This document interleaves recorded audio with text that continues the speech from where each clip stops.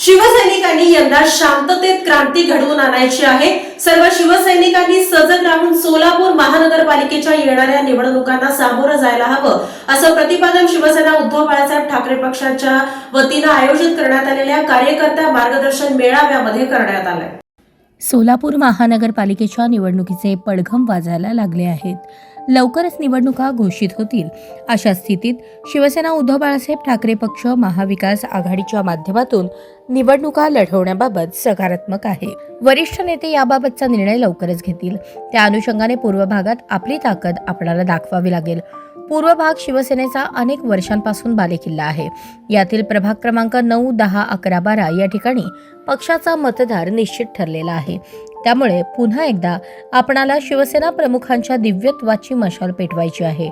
आपापसातील हेवेदावे बाजूला ठेवून शिवसेना प्रमुखांचे विचार, पक्षप्रमुख उद्धव ठाकरे साहेबांनी मुख्यमंत्रीपदी असताना सर्वसामान्य जनतेसाठी केलेले काम, संयमी व आश्वासक चेहरा म्हणून आपणाला या निवडणुकीला सामोरे जावे लागणार आहे। यासाठी योग्य नियोजन, प्रत्यक्ष मतदारांशी संपर्क, संबंधित भागातील प्रश्नांची माहिती, त्यावरील उपाय शोधून जनहितासाठी आपणाला ही लढाई शांततेत लढवून क्रांती घडवायची आहे। यासाठी आपण सातत्याने प्रयत्नशील राहूया, असे आवाहन ॲडव्होकेट सुरेश बापू गायकवाड, जिल्हाध्यक्ष शिवविधी व न्यायसेना सोलापूर यांच्यासह या भागातील ज्येष्ठ नागरिक व तरुण मित्रांनी केले आहे।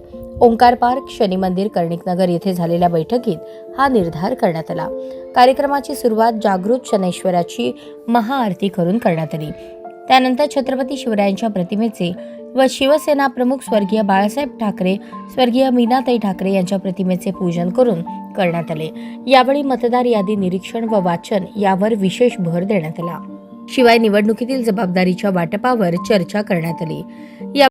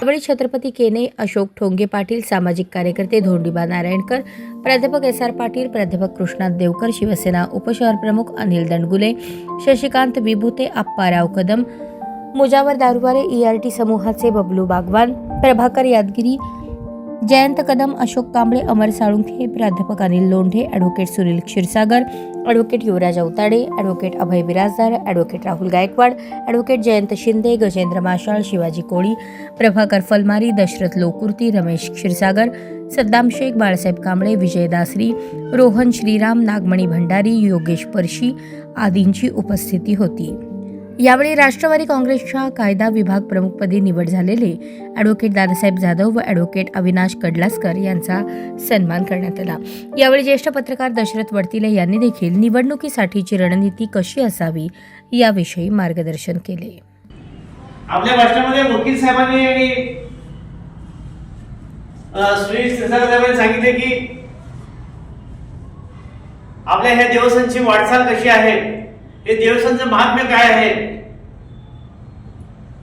पण वकील साहेबांचा एक जवळचा मित्र म्हणून गेल्या अनेक वर्षापासून वकील साहेबांचं आणि असलेलं कार्य मी पाहत आलेलं आहे। हे कुठल्याही माणूस, कुठल्या जाती धर्माचा असू द्या, कुठल्या पंथाचा असू द्या, कुठल्या क्षेत्रात असू द्या, त्यांना न्याय देणं, त्यांचं काम करणं हे त्यांचं आद्य कर्तव्य आहे। मग काम झाल्यानंतर त्यांची चर्चा असते की हा माणूस कुठल्या पक्षाचा आहे, कुठल्या धर्माचा आहे। आलेल्या लोकांना काम दे,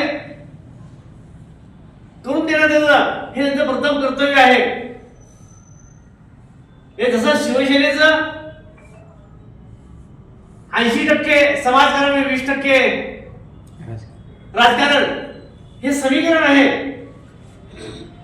तर त्याही पुढे जाऊन वकील साहेबांनी अस्मिताई 100% समाजकारण करण्याचं काम या ठिकाणी सोलापूर करत आहेत. हे समाजाचं कुठलंही क्षेत्र नाही की त्या क्षेत्रामध्ये यांचं काम नाही.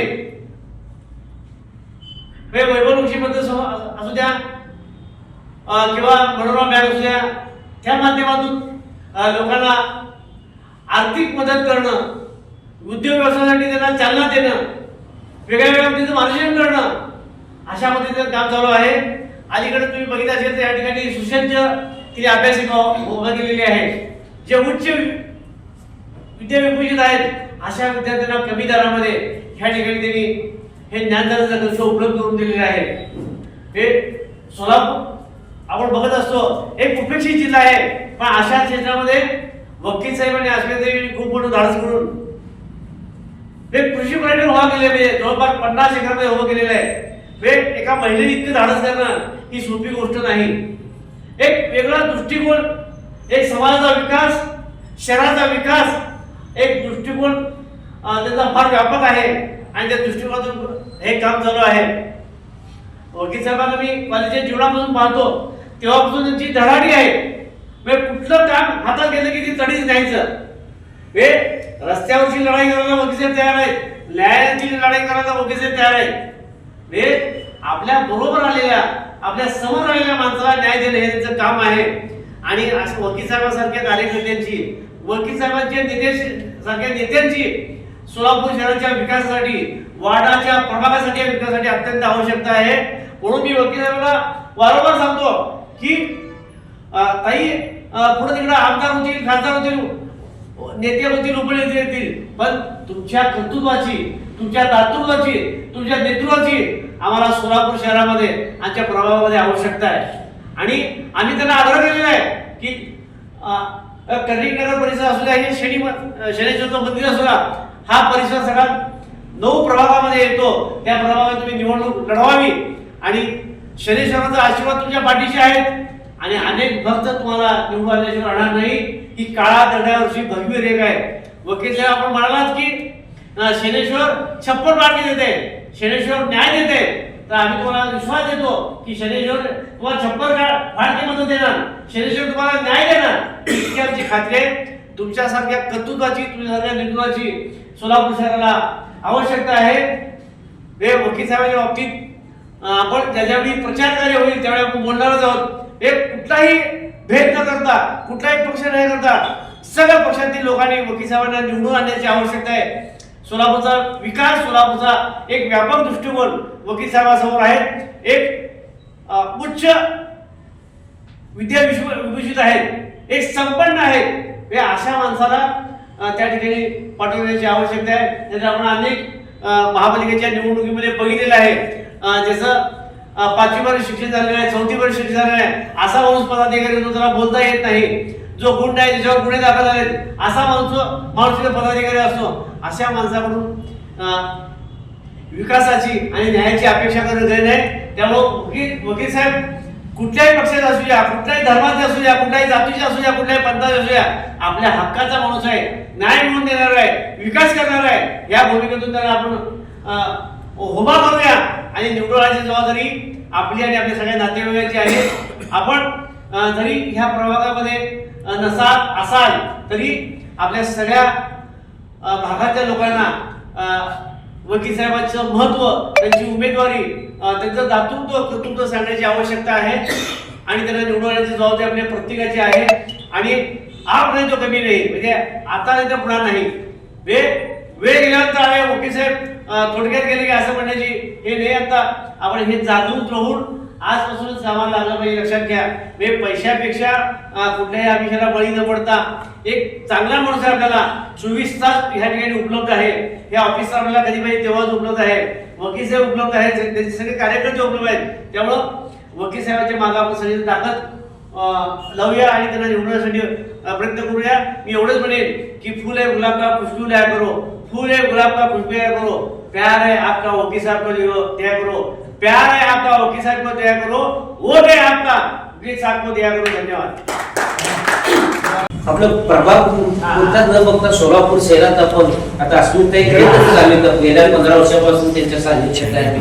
त्यांनी खरंच अजून त्याच्या पलीकडे जाऊन असलेले अभ्यासू व्यक्तिमत्व वकील साहेबांना पाठवून जास्तीत जास्त युवकांना हाताला रोजगार कसं मिळेल, आयटी क्षेत्र, उद्योगधंदे, एमआयडीसी कसं वाढेल, हे याच्याकडे भर देऊन असलेल्या लोकांना तुम्ही महानगरपालिकेत तुम्ही जाओ आणि लोकांची सेवा करा.